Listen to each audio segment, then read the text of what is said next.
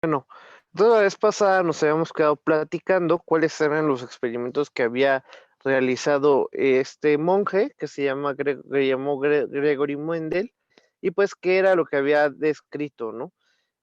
Bueno, en sí pues ya vimos que lo que él había hecho era primero pues observó o alguien más había observado pues que las plantas se reproducían por medio de la polinización, ¿no? Y no es para todas, no es para todas las plantas, que todas tienen una parte que es macho y hembra, depende de la especie, sino que hay unas que también está la planta macho y la planta hembra. Entonces, en los casos que estas son hermafroditas, pues estas se autopolinizan, ¿sí? Para permitir la generación de más productos. Entonces, ya posteriormente él a estas observaciones lo que hizo fue tratar de combinar los rasgos, más bien polinizar de manera cruzada.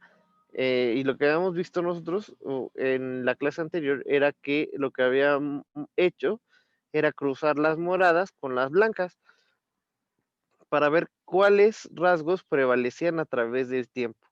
Y esto no nada más es así, sino que, por ejemplo, a pesar de que cruzara una planta de flor morada con una planta de flor blanca, aunque en la primera generación pudiera haber parecido que desaparece el rasgo de la flor blanca, en generaciones posteriores de autocruce, o sea, ya con planta producto hacia que ésta se autopolinizara, ya podía dar plantas también blancas, ¿no? Y es lo que estábamos platicando también de qué tan importante eran estos rasgos y cómo perseveran a través del tiempo. Entonces, casi siempre van a ver estos experimentos explicados principalmente con el pétalo.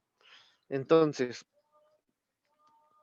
a las plantas que él tenía en sus experimentos cruzó una variedad de flor morada con una variedad de flor blanca. Él le llamó a las plantas primeras plantas generación paterna. Las plantas paternas produjeron una generación de plantas híbridas. Y estas plantas descendientes fueron híbridos porque recibieron información genética de plantas con flor morada o con flor blanca. Y llamó a esta descendencia generación filial.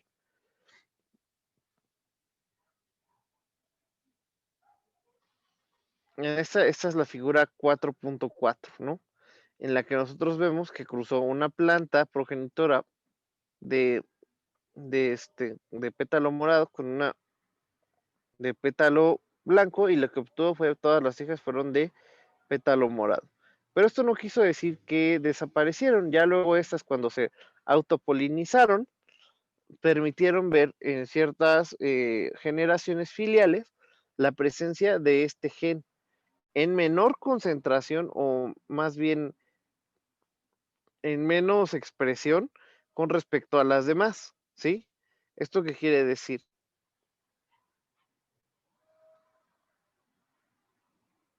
Como ya lo hemos platicado, lo que quiere decir es que ese gen no se perdió, no desapareció, no fue destruido a través en la cruza, sino que solo fue oculto, ¿sí?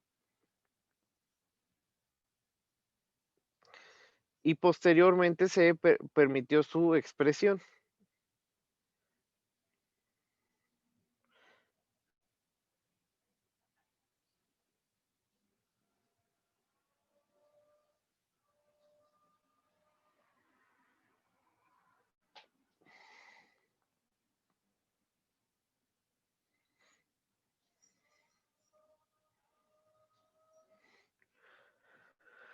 Pero que la expresión de esto pues es mucho menor. ¿Esto qué quiere decir? Que cuando la planta se cruza, esto hace que haya, como les había comentado, ¿no? La vez pasada habíamos puesto el ejemplo de que qué probabilidad había de que cuando de que si sus papás volvieran a tener hijos, existiera un ser exactamente igual a ustedes. Y la probabilidad sí existe, pero es sumamente baja, ¿no? Tan baja que luego tienen hermanos que son idénticos, o sea, ustedes los ven y dicen, ah, no más, son igualitos, pero que tienen alguna cosa que que no tiene el otro, ¿no? El cabello, o dicen, es igual pero en chino, o es igual pero en moreno, es igual pero en güero, o es igual pero con los ojos verdes, cosas así, ¿no? No sé si les ha pasado alguna vez que han visto eso. Eso es porque Sí. casi se cumple ese,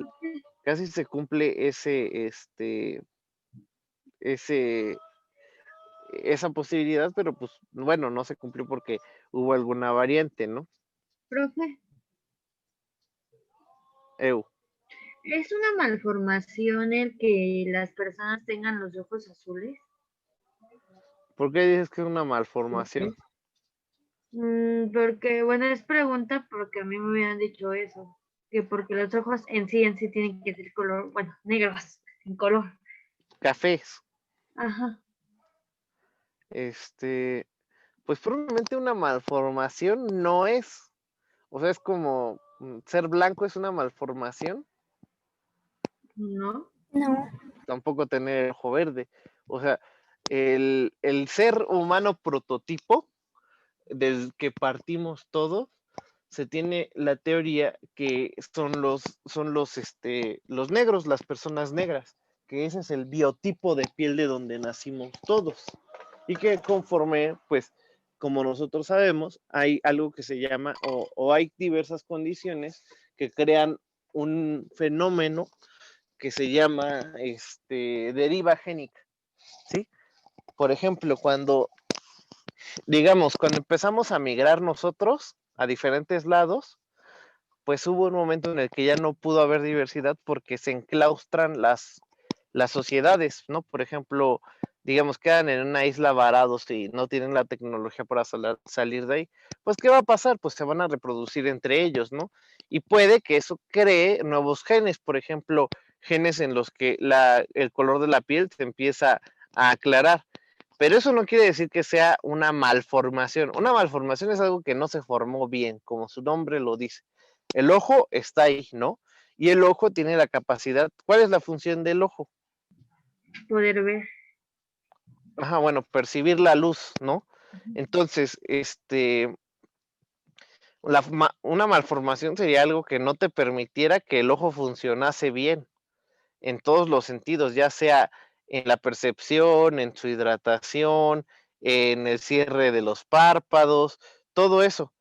Pero no es el caso, o sea, no es una malformación, más bien es una variedad no tan funcional, ¿no? O sea, es menos funcional quizás que el ojo café, porque lo hace más frágil a otras cosas o es una alteración, pero propiamente una malformación no lo es, ¿sí? Es una variación, o sea, por ejemplo, los perros, tú, seguramente el perro prototipo del que todos los perros empezaron a nacer era un perro café, pero no porque un perro sea güero, un perro sea negro, gris o del color que sea, quiere decir que esté mal formado, solo que hay variabilidad dentro de su propia especie, ¿sí?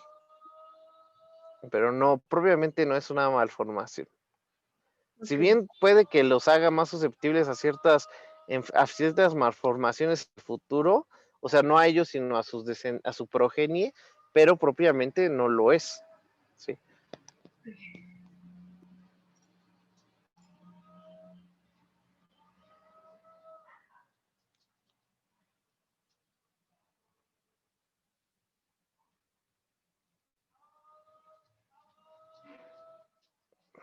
¿Sí o no?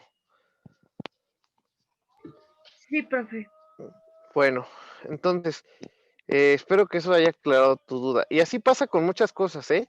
Por ejemplo, luego también dicen que am, la barbilla partida, quizás más bien un defecto, sí, quizás sí sea un defecto lo de los ojos, pero una malformación no. O sea, un defecto porque en el sentido muy purista de que el gen que predomina y el gen que debería de dominar y el gen que sirve más para la vida es el pigmento café del iris. O sea, sí, en ese sentido muy purista, sí, pero propiamente no lo es. O sea, solamente es una variabilidad, como eh, pues decir que los flacos también son una malformación, pues no, no lo tampoco son un defecto, solo es variabilidad en la misma especie. Entonces, Y pues todo depende mucho del punto de abordaje, ¿no? Pues quizás pues, los ojos azules digan que el defecto es es tener los ojos café. Pero bueno, o sea, te digo, varía mucho. ¿Están viendo mi pantalla? No, profe, ya no. Ah, ok, voy.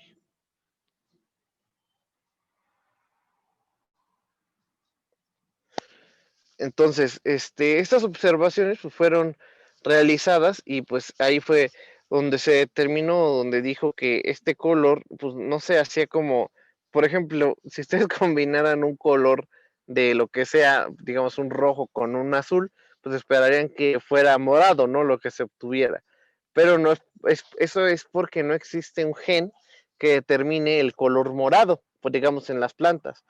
O sea, no ha aparecido ese gen. Quizás después del tiempo, de varias generaciones, aparezca un gen que sí determine que el color que aparezca sea morado. Pero por el momento solo hay dos posibilidades. O esa flor va a salir roja o esa flor va a salir azul. Entonces, lo que sucede es que a través del tiempo hay genes que se empiezan a expresar más y genes que se empiezan a expresar menos. ¿Y esto de qué depende? ¿De qué depende que un gen se exprese más o se exprese menos? Esto va a depender de las condiciones a las que esté expuesto el ser vivo, ¿sí? Más adelante vamos a ver otros experimentos en los que a diferentes especies, por ejemplo, esto se hizo mucho en las drosófilas, que son unas moscas, que cuando se exponen a diferentes temperaturas los huevos, el ángulo de las alas sale distinto. Y esto es porque hay genes que hacen que se exprese de esa manera. ¿Por qué? Porque tratan, o el objeto de las modificaciones o comportamientos de expresión génica son a partir de la adaptabilidad que necesite el sujeto.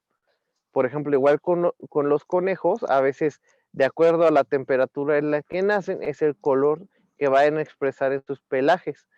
Esto es de acuerdo a si van a nacer cuando haya nieve y eso los va a proteger de que los vean los depredadores o de si no.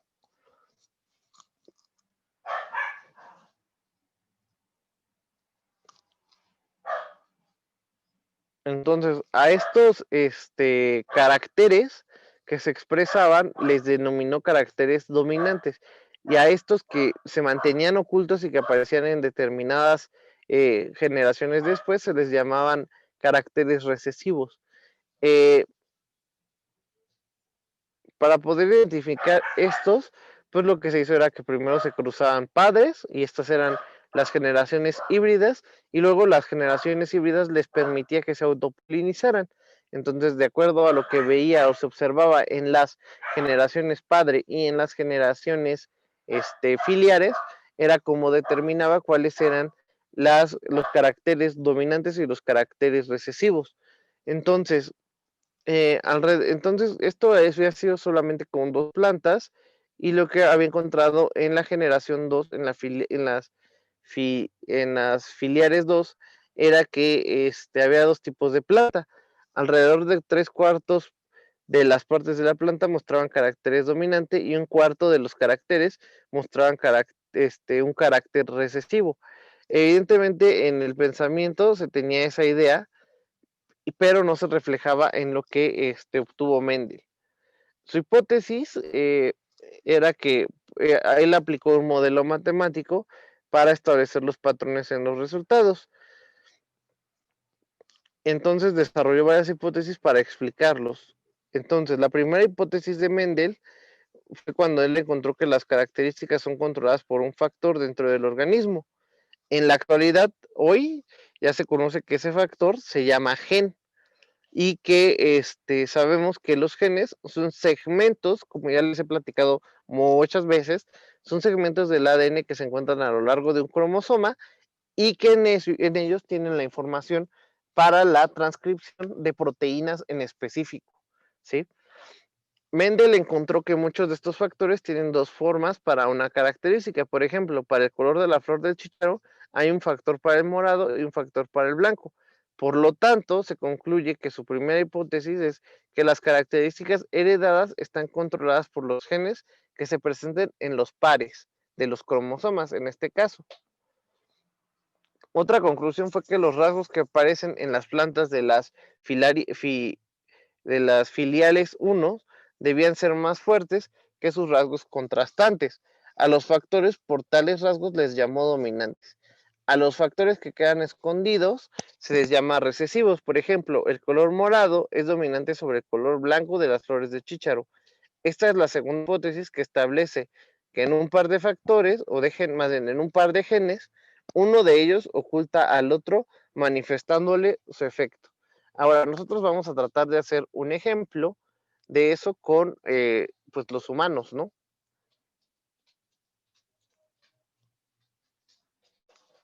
Permítanme un tantito. Es que... Listo. Entonces, ¿cómo podríamos explicar eso? Nosotros, pues ya sabemos, ¿no? Que uno de los alelos que nosotros tenemos, bueno, uno de las mitades de nuestros cromosomas son del papá, ¿cierto? Y Sí, otro de los cromosomas que nosotros tenemos es de la mamá, ¿sí? Digamos que este sí, cromosoma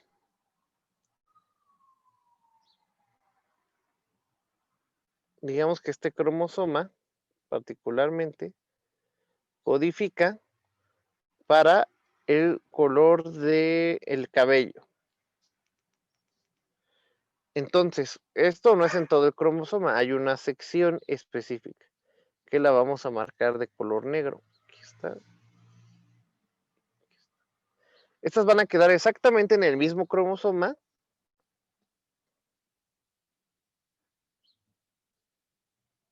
que vamos a decir aleatoriamente que se trata de el cromosoma 8 en el brazo largo. En la sección, digamos que es la 12.5. ¿Sí? Entonces vamos a tener dos alelos. El alelo que obtenemos de la madre y el alelo que obtenemos del padre. Uno de ellos va a dominar sobre el otro, es decir, el de la madre quizás viene de cabello negro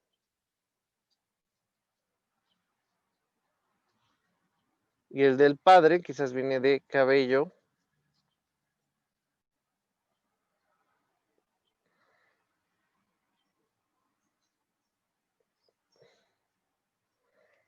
dominante, digo cabello rojo, ¿no?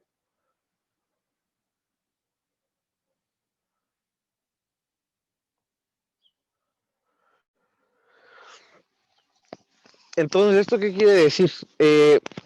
Yo como tengo esto, no solamente quedan así, ajá, después ya sabemos que van a quedar o yo voy a obtener en mis células reproductoras, yo voy a obtener estos genes cruzados.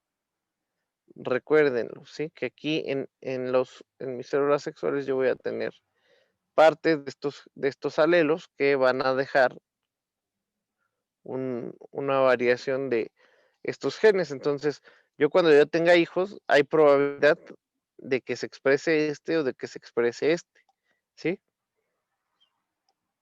Pero digamos, ya en mi persona, digamos que el de la mamá se expresa, ¿no? Y yo voy a tener mi cabello negro. Esto quiere decir que mis hijos ya no tienen probabilidad de tener hijos con cabello rojo. No, quiere decir que sí la siguen teniendo, pero es muy baja. ¿Por qué? Porque yo sigo teniendo este gen, solamente que lo tengo oculto por este. O sea, cuando se expresa uno, se expresa el otro. O sea, por ejemplo, tú puedes, si yo te digo a ti, Claudia, tráeme una libreta roja, ya no me puedes traer una libreta azul, ¿no? Porque ya me estás trayendo una roja. Sí, esto es Exacto. absoluto. Sí, esto es absoluto. Entonces, esto mismo pasa con los genes. Los genes quizás tienen esa capacidad de producir una roja y una azul, pero solamente una se va a expresar. Y esto no solamente va a depender de si el gen es recesivo o el gen es dominante, porque si esta ley fuera también absoluta, pues nunca se expresarían los otros genes, ¿no? Por más que haya, ¿va? Entonces también luego esto depende de la recombinación que tengan. Digamos que yo, con mi gen recesivo, o vamos a decir, bueno, pues sí, ya, recesivo de pelo rojo, me caso con una muchacha que también tiene un gen recesivo de pelo rojo. Y dada la casualidad que cuando nosotros tengamos un hijo, ese niño heredó los dos alelos que tenían los genes para el cabello de color rojo. Y los dos tenemos el cabello negro, tanto mi esposa como yo, ¿no? Y el niño nos sale con el cabello rojo y blanquito. Eso quiere decir que, ¿qué quiere decir? No quiere decir que el hijo no sea mío, sino que, o de ella, ¿no? Quiere decir que ese niño heredó los alelos de los genes recesivos de ambos padres, ¿sí? Lo más probable hubiera sido que ese niño heredara ambos genes dominantes de cabello negro, pero no, o sea, pues dado que los dos teníamos los genes recesivos para el cabello rojo, pues apareció un niño que se saltó una generación, ¿no? Por eso es que luego los genes aparecen hasta generaciones posteriores. Y supongo que les ha pasado en alguna de sus familias, han observado, por ejemplo, el color de ojos, que es algo muy común, que siempre el abuelo tenía el ojo azul y aparece hasta los nietos el ojo azul otra vez y de ahí vuelve a aparecer hasta el nieto de ese nieto. No sé si han visto ese evento. Sí. Sí. Tiene esa explicación. Sí, esa es la explicación. Que el gen se mantiene, pero no se logra expresar hasta después de generaciones que tienen la probabilidad de mantener este tipo de patrones de expresión hasta ese momento. ¿Y eso ya es como un sistema o por qué no se puede expresar hasta después? Pues porque el Ya gen, está como... porque el gen es recesivo, porque no se le ha permitido que se exprese. Ah, ok.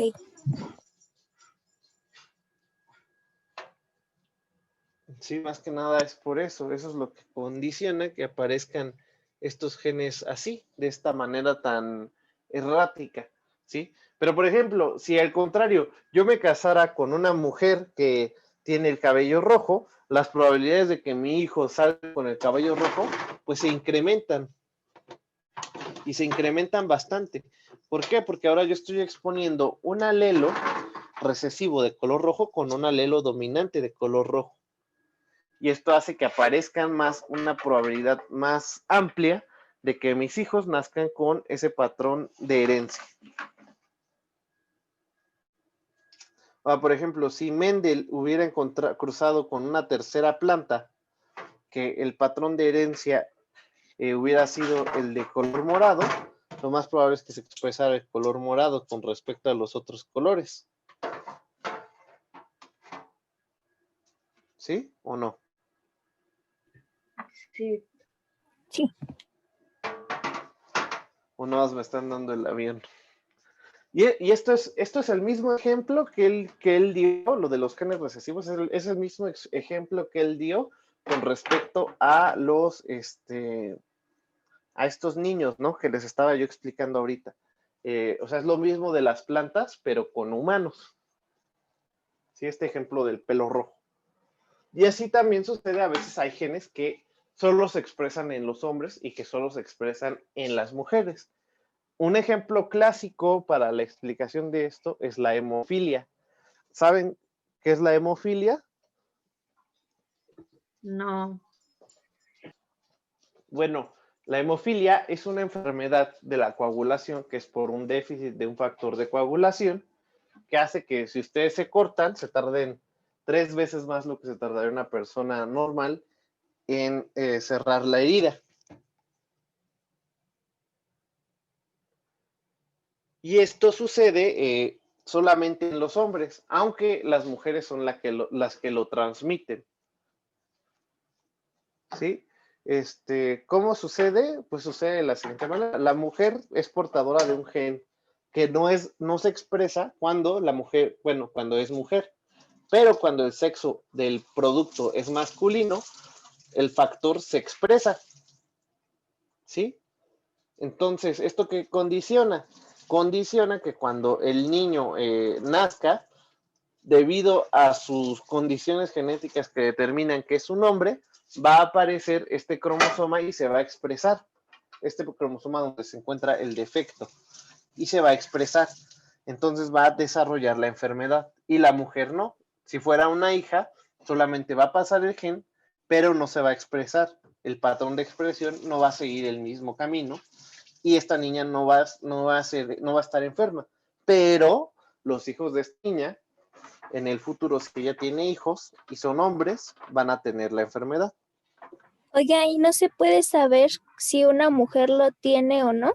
Sí, sí se puede saber, porque para eso hay estudios ya de genes en específico. Es Ah, como en el caso de las trisomías, ¿no? O sea, luego, las trisomías pues son cuando hay un gen de más, bueno, perdón, un cromosoma, un alelo de más, perdón, un cromosoma de más en la distribución. En los pares, en vez de que sean pares, son tríos de cromosomas. Ujú. ok, Y aquí, ¿qué pero es lo que pasa? ¿alguna señal así que muestre como para que digas que tienes que hacerte ese examen?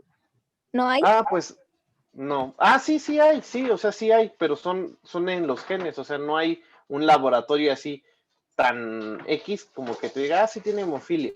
Pero entonces, en estos casos, pero lo que se sabe es que casi todas las personas que tienen hemofilia saben que tienen hemofilia o que sus papás tuvieron hemofilia,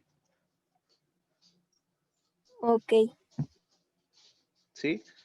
Entonces, esto facilita que ya se sepa quiénes son los que tuvieron hemofilia, cuáles son los que tienen hemofilia, y por lo tanto que ustedes tengan una idea de de que esa persona tiene hemofilia y que la va a transmitir a sus hijos, ¿sí? Entonces ya saben que la mujer tiene, pues no se reproducen con esa mujer. Y de hecho sí se recomienda, o sea, eso se llama conciliación genética y es algo que se debería de hacer, ¿eh? ¿Por qué? Porque cuando ustedes deciden tener un hijo, lo más responsable que pueden hacer es tener un conocimiento integral de qué personas tienen qué enfermedades, por ejemplo. ¿Por qué? Porque cuando sus hijos nazcan, le van a quitar calidad de vida, ¿sí? O sea, igual y yo sé que a veces pues es el instinto de querer tener un hijo propio o algo así, ¿no?